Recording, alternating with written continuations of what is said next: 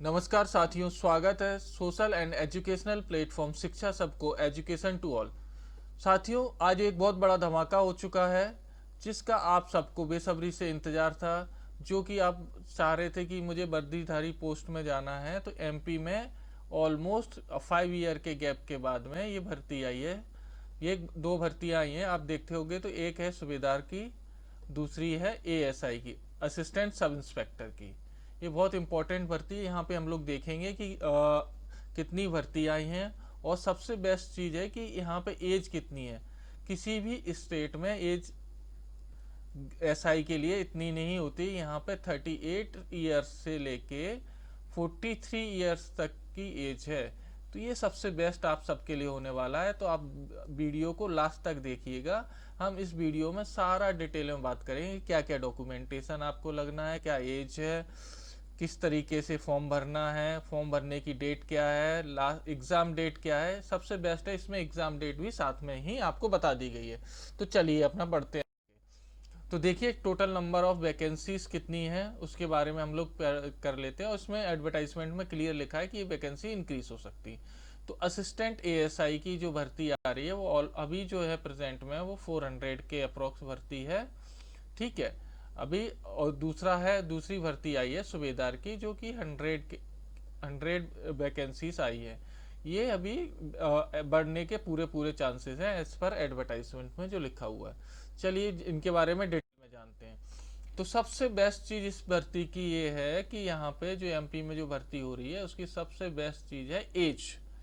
ठीक है। तो इस एज के बारे में जानने से पहले कि एज कितनी कितनी रहेगी, उसके बारे में जानने से पहले हमको ये यहाँ ध्यान दे लेना है कि यहाँ पे एक कट ऑफ एज दी गई है, जो कि 17 अक्टूबर 2025 को ये कट ऑफ एज है।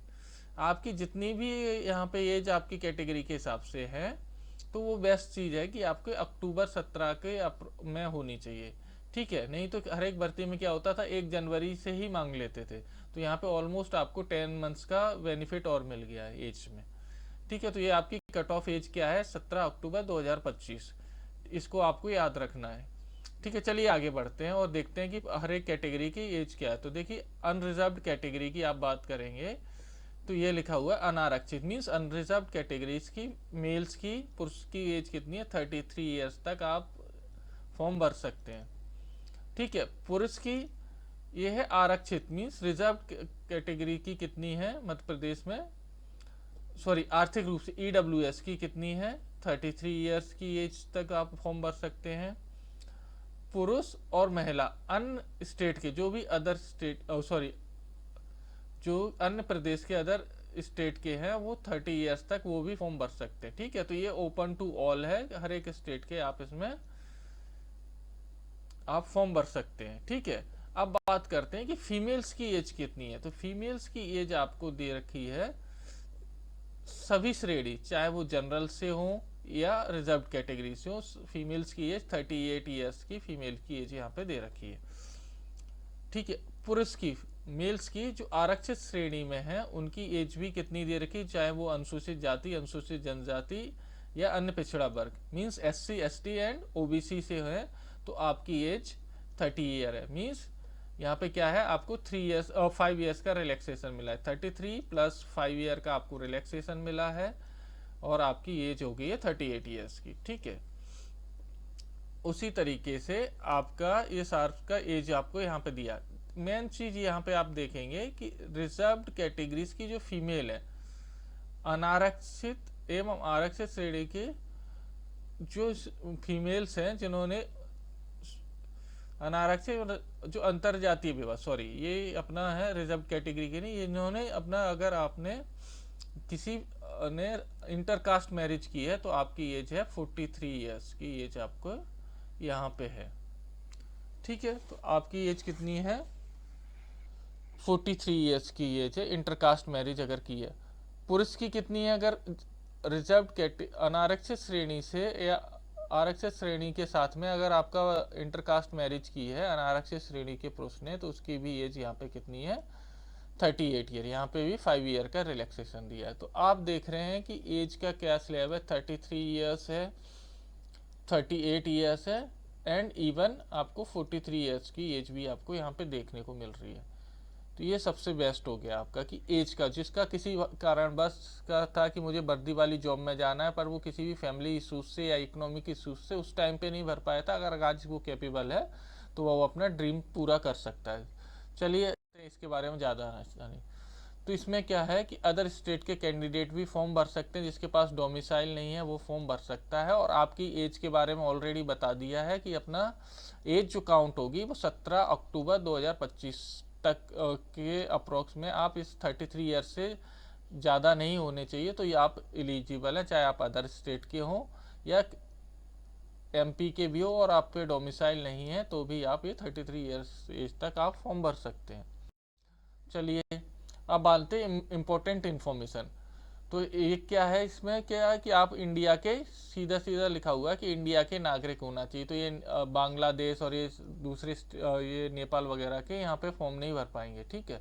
दूसरा यहाँ पे है, सबसे अच्छी चीज़ है कि आपके 2 से अधिक बच्चे अगर हैं तो वो दूसरा बच्चा जो है आपका 2 से अधिक जो बच्चा है वो आपका 26 जनवरी 1 के बाद पैदा नहीं हुआ होना चाहिए, ठीक है।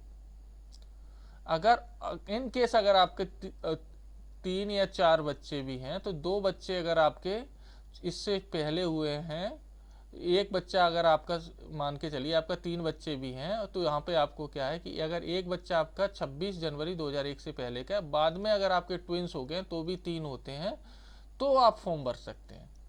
आपको एक बात समझ में आई होगी, फिर से समझाता हूँ जिसको नहीं समझ में आई होगी, कि ये 26 जनवरी का ये जो डेट है 2001, आप इसको ध्यान रखिएगा। अगर आपका 2 बच्चे हैं, एक बच्चा है और एक बच्चा आपका जिसके बाद में हुआ है, तो आप फॉर्म भर सकते हैं। अगर आपके 2 से अधिक बच्चे मीन्स 3 बच्चे हैं, तो 2 बच्चे तो आपको इस डेट से पहले के हैं, ध्यान रखिएगा, 2 बच्चे आपके इस डेट से पहले के हैं और एक इसके बाद में है, तो आप फॉर्म नहीं भर सकते। बट अगर आपका, तो क्योंकि 3 बच्चे हो रहे हैं पर एक डेट के बाद में, तो आप फॉर्म नहीं भर सकते। अगर आपका बच्चा एक तो है इस डेट से पहले का और बाद में आपके ट्विंस हो जाते हैं, फिर 3 बच्चे होते हैं, तो you are eligible to fill the form. ये आपको क्लियर समझ में आ गई होगी। और आपको जो डॉक्यूमेंट चाहिए वो आपको 17/10/2025 तक सारे डॉक्यूमेंट चाहिए, ठीक है। 17/10/2025 तक ये डेट है क्या एक्चुअल में, ये बार बार ये क्यों आ रही है, क्योंकि ये डेट आपको आगे जाके पता पड़ेगा कि ये फॉर्म फिल करने की लास्ट डेट है। तो लास्ट डेट से पहले आपको ये सारे डॉक्यूमेंट चाहिए।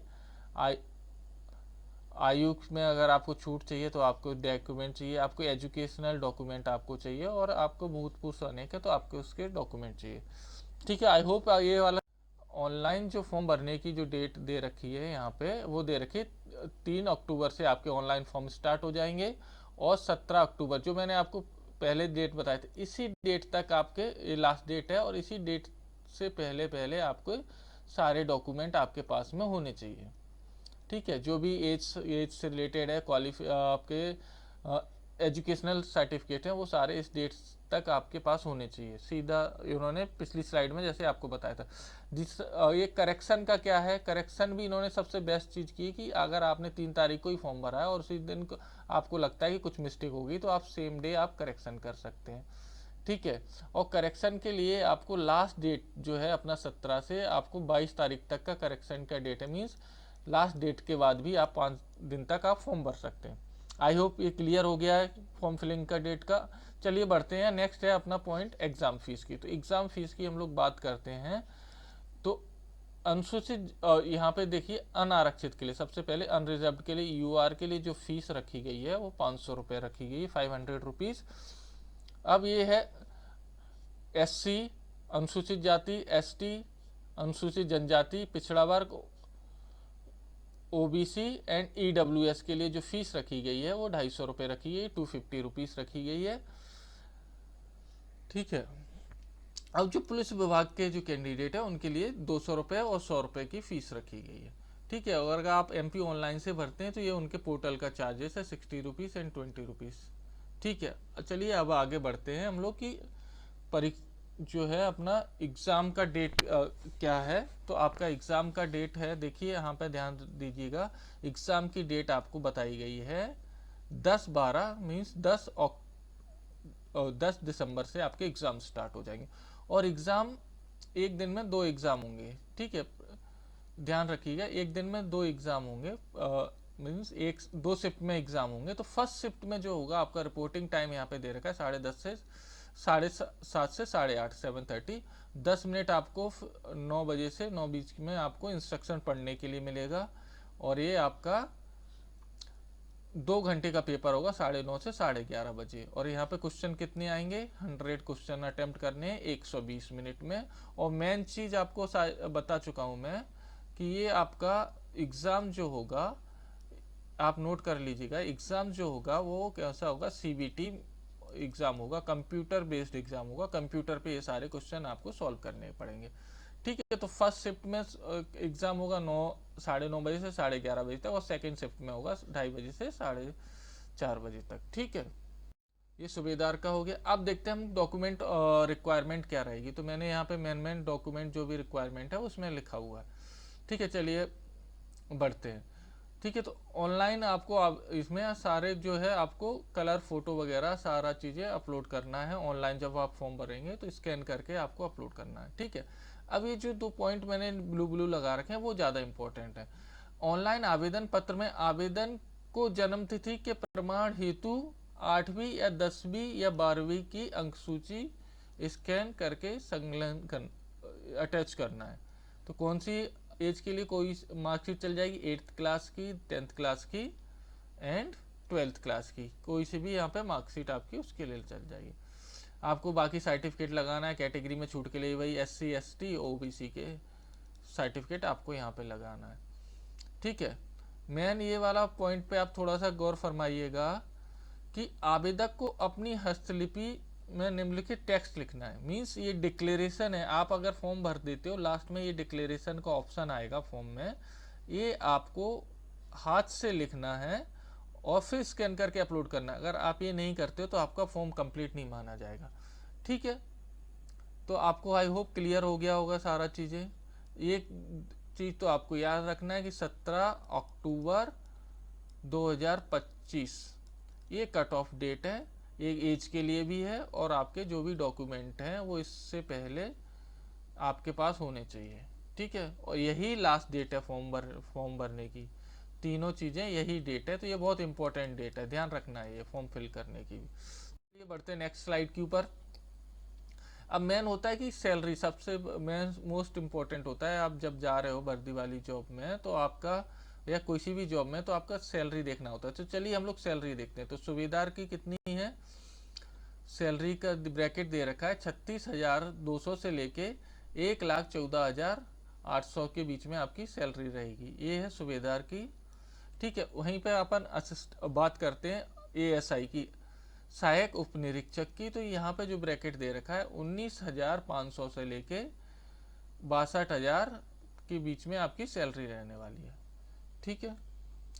मेन ये इम्पोर्टेंट नहीं कि आपकी सैलरी क्यों रहेगी, आपको इस चीज़ को नोट करना है, ये कोई नहीं बताएगा और कि किसी अदर स्टेट में नहीं होता। इसलिए आप अगर कोई अदर स्टेट का कैंडिडेट इस वीडियो को देख रहा हो तो आप इस चीज़ को बहुत ज़्यादा ध्यान रखना है कि यहाँ पे सैलरी आपको मिलेगी कैसे, ठीक है। तो जो फर्स्ट जो ईयर होगा, ध्यान दीजिएगा, ये जो फर्स्ट ईयर है उसमें 70% आपको सैलरी मिलेगी। टोटल जो आपकी सैलरी होगी उसके 70% मंथली आपको मिलेगा 1 साल तक। सेकेंड ईयर में आपको 80% मिलेगा पर मंथली, ठीक है। और थर्ड ईयर में आपको जो सैलरी मिलने वाली है वो कितनी मिलेगी, यहाँ ध्यान दीजिएगा, बहुत इंपॉर्टेंट चीज़ है, आपको 90% सैलरी मिलेगी। इस सैलरी को स्टाइपेंड रूप में वो लोग देंगे, ठीक है। तो यहाँ पे 3 साल तक आपको सैलरी कितनी परसेंट मिलेगी, फर्स्ट ईयर में आपको 70% सैलरी मिलेगी टोटल जो भी आपकी सैलरी होगी। सेकेंड ईयर में आपको 80% सैलरी मिलेगी। थर्ड ईयर में आपको 90% सैलरी मिलेगी। एंड फोर्थ ईयर ऑनवर्ड आपको फिर 100% आपकी सैलरी मिलना। तो ये कहीं और स्टेट में नहीं होता है। और अगर MP में भी कोई फर्स्ट टाइम एग्ज़ाम दे रहा हो तो आपको ये देख लेना है, अगर आपके पास और ऑप्शन है इससे बेटर और आपको लगता है कि यहाँ पे सैलरी इस तरीके से मिलेगी, तो आप उसको चूज कर सकते हैं। ठीक है, और 4th ईयर ऑनवर्ड आपको कोई प्रॉब्लम नहीं है। चलिए आगे बढ़ते नेक्स्ट स्लाइड के ऊपर। ओके, चलो आगे बढ़ने से पहले आप सबसे रिक्वेस्ट है कि हमारा ये चैनल है शिक्षा सबको, आप उसको लाइक कर देना जिससे ज़्यादा से ज़्यादा लोगों पे पहुंचे। और आप अभी अभी मैं इसके बारे में बता रहा हूँ, जब तक आप इसको सब्सक्राइब भी कर लीजिए।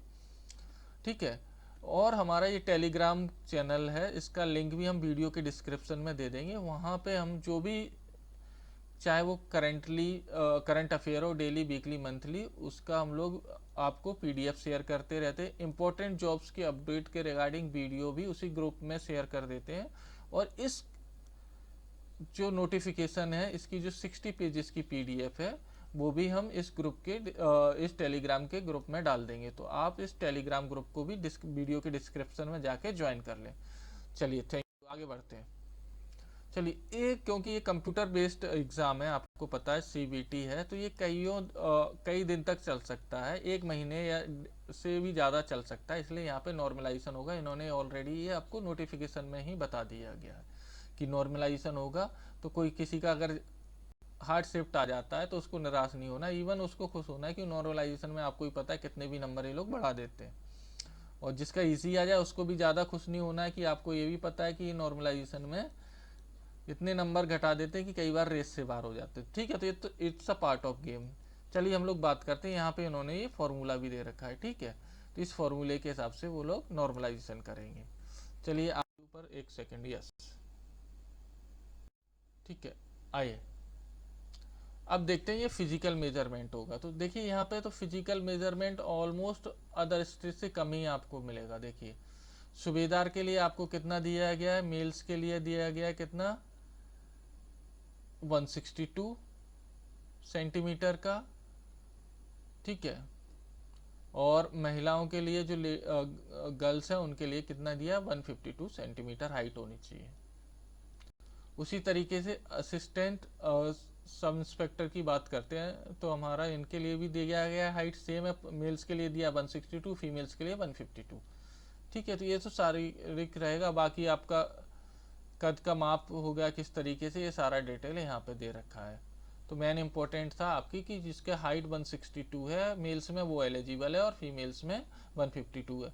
बेस्ट थिंग है कि यहाँ पे जो ये है सीना जो है चेस्ट का फुलाना और बिगर फुलाना, ये किसके लिए है, सिर्फ चेस्ट का जो मेजरमेंट है वो मेल्स के लिए, फीमेल्स के लिए चेस्ट मेजरमेंट नहीं एप्लीकेबल है। ठीक है, चलिए आगे बढ़ते हैं नेक्स्ट स्लाइड की ओर। अब देख लेते हैं फटाफट जल्दी से जल्दी एजुकेशन क्वालिफिकेशन हम लोग देख लेते हैं। तो देखिए सबसे पहले क्या होना चाहिए, 10+2 आपका होना चाहिए। शॉर्ट हैंड में आपकी 100 की स्पीड होनी चाहिए। साइंस एंड टेक्नोलॉजी से सीपीसीटी का एग्ज़ाम होता है, वो आपको पास किया होना चाहिए। और एक कंप्यूटर डिप्लोमा होना चाहिए, वो चाहे डोएक से हो या अन्य किसी मान्यता प्राप्त स्कूल से हो, जैसे आईटीआई वगैरह से जो कोपा का टेस्ट होता है वो हो, या किसी पॉलिटेक्निक से हो, या किसी भी यूनिवर्सिटी से आपने डिप्लोमा कर रखा हो, जो डीसीए, जिसको डीसीए कर रखा हो या पीजीडीसीए कर रखा हो। ठीक है, डीसीए ये डिप्लोमा यूनिवर्सिटी से करा हो तो आप इसके आपकी क्वालिफिकेशन मीट करते हो। सेम क्वालिफिकेशन उन्होंने यहाँ पे रिपीट कर दी है, वही 10+2 की मार्कशीट होनी चाहिए। सीपीसीटी का आपके पास डिप्लोमा होना चाहिए, आके एक कंप्यूटर का डिप्लोमा होना चाहिए, चाहे वो डोएक से हो या आईटीआई से जो कोपा होता है वो होना चाहिए आपके पास में, या किसी भी विश्वविद्यालय यूनिवर्सिटी से आपका डिप्लोमा होना वो भी एलिजिबल है, चाहे डीसीए हो या पीजीडीसी हो। ठीक है, चलिए आगे बढ़ते हैं।